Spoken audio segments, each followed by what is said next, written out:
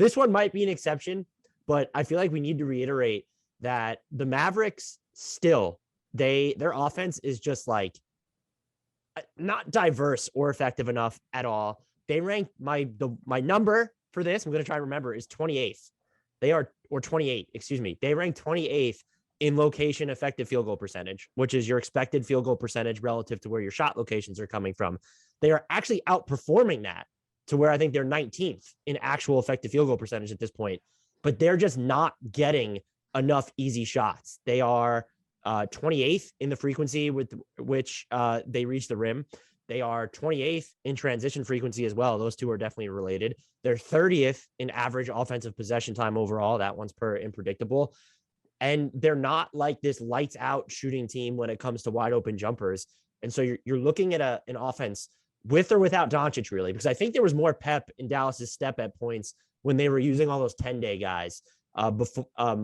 And I think that sort of underscored the fact that they're not generating easy looks, and then they're not necessarily making the most of the easy looks that they are generating. And so to have an offense like this that's so reliant on when they're at full strength, what Luka Doncic can do, and then what Jalen Brunson has been doing. And he's really, even if you factor in Luka, like Jalen Brunson is probably the best at putting actual pressure on the basket from a ball handling perspective on this team.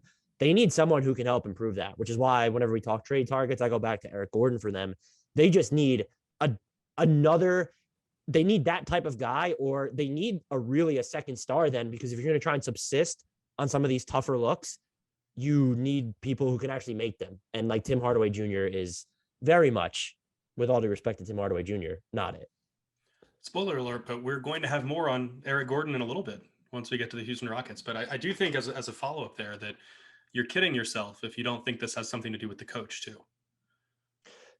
It does, and it definitely does, but at the same time, yes, I think they've gotten away from Luka too much when he's been healthy.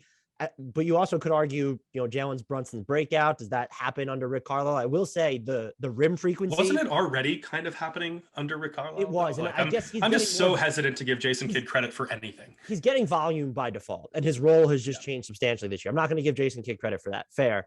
I will say, though, the lack of emphasis on getting out in transition and just the rim frequency in general, those are problems that predate Jason Kidd. And I think you can argue if you have Luka on your team, maybe you can't use transition frequency as an accurate gauge, but it does show like some extra level of an offensive gear. And it'd be nice to even have that when he's off the floor. They play a little bit faster, and we saw that when he was out for a while, but it's just, and when Jalen Brunson is really the primary ball handler at the helm, you might play faster. This offense is just it's blah. It's very vanilla still.